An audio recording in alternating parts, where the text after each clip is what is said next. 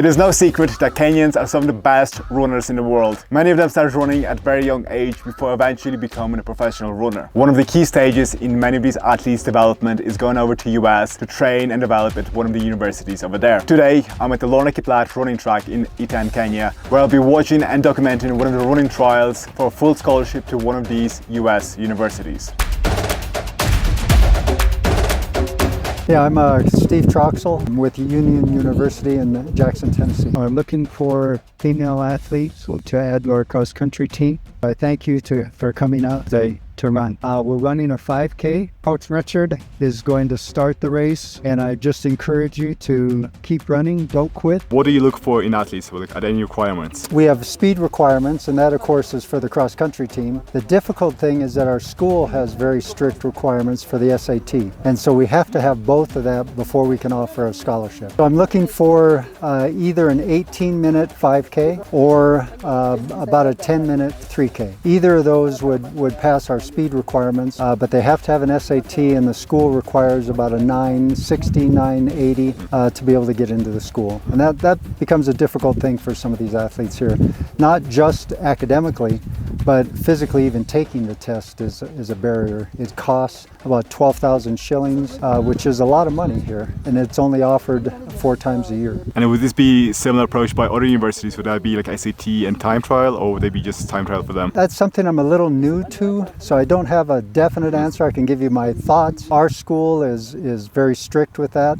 Some schools would be less so. A lot of the bigger schools, Division I schools, are going through a program called Scholar Book, and somehow they don't require SATs. I can guess, bigger schools just are more interested in just getting an athlete and having a good team. But a lot of the top athletes go through a program called Scholar Book to get into the States. Once they get into university on a scholarship, do they have to keep certain grades at certain times on track or cross country, sorry? So we're a small Christian university. The way that we want to run ourselves is that once we invite a student over, we don't require them to maintain their scholarship. And that can become a hindrance for an athlete, because once they come over, that kind of loses the motivation. So we're not allowed to tell them that they have to maintain a time to keep their scholarship. And so we're hoping that we can get an athlete that has that motivation inside to keep excelling, and that we can develop that motivation in other ways besides their scholarship. Grades, of course, they do have to still maintain. You can kind of think of it at our school that the athletics and academics are separate. So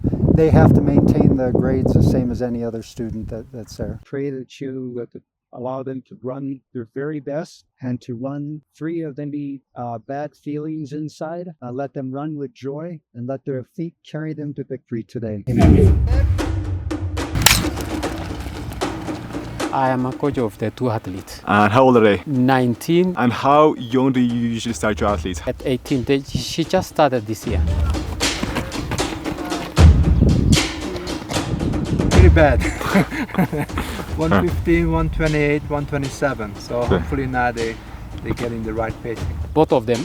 The other one started last year and the other one started this year. Is that the usual approach in Kenya? You start when you're like 17, 18? Sometimes even younger. So what would be the training like for your athletes? Like what's the weekly mileage? The weekly mileage is going up to 70 kilometers in a week. For the first how many years of the training? Okay, for me I would say for 2 years. If they train for 2 years, they will be ready for races. But now, not yet. Just steady. We are building up step by step. And what would the training week look like? Mostly easy runs. Okay. And then intensity, it's once in a week. What would that speed session look like? We do something like 400, we do 200, 300.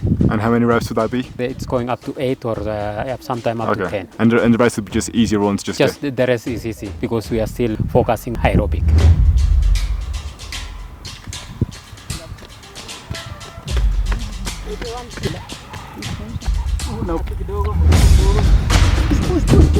After 2 years, that's the time I will start to introduce to intensity training. At that time, even some of them, maybe they could have even get a school and they will continue with that in their schools.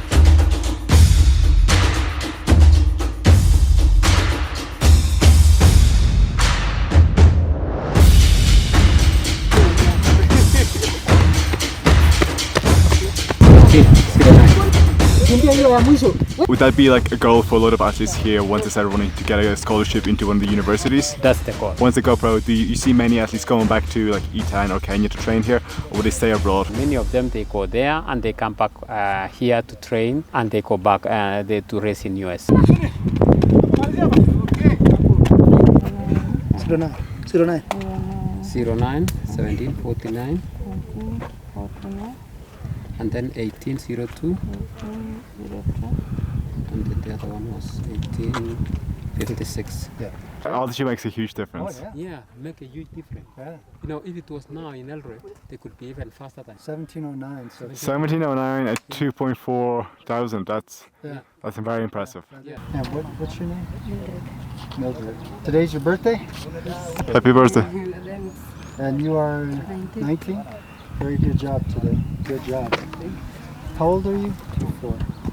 Girl that just ran now, she ran a 1709, and that would do wonders back in the States in our division. She would compete very well, but she hasn't taken the SAT yet. And so I'm going to talk to her about trying to take the SAT for maybe next year, but for this year I won't be able to offer her a scholarship at all. So you ran very well. I want you to be very proud of what you did today.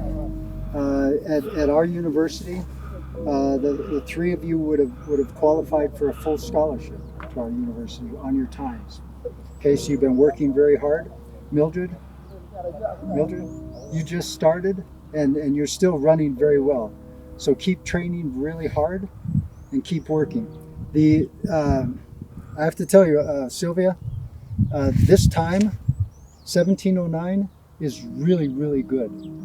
Okay, really good. You're a really fast runner. And there's a lot of universities that would want to have you on their team. Okay, so what I want to encourage you to do next is to try to take the SAT, because in my school I would love to have you on our team, but I can't talk scholarships until you have the SAT. So what I would like you to do, and what I'd like all you ladies to do, is to work on getting your SAT. And when I come back next year, we'll do this again. And if you have a good SAT, then maybe we can talk about scholarships. And what I'd like to do, certainly even since it's your birthday, Mildred, for all four of you, I'd like to help you take your SAT. And I'll work on that with Richard, Coach Richard, to get funds to Richard for when you're ready to take the SAT. We'll have funds for you to go take the SAT. Okay? Does that sound okay? And when you take the SAT, here's a very important thing. If you want to do well, get a book. Richard, help them get a book for studying for the SAT, because it helps very much. If you go in without studying before you go in, the SAT can be very hard. But study in the book a little bit and it can really help. Because at school, you're going to want to be able to go to classes, and you're going to want to be able to do well in classes too. So you want to have your English doing good, and you want to be able to score high on your SAT. Okay? Thank you very much. I really appreciate you being here running. I look forward to seeing you again.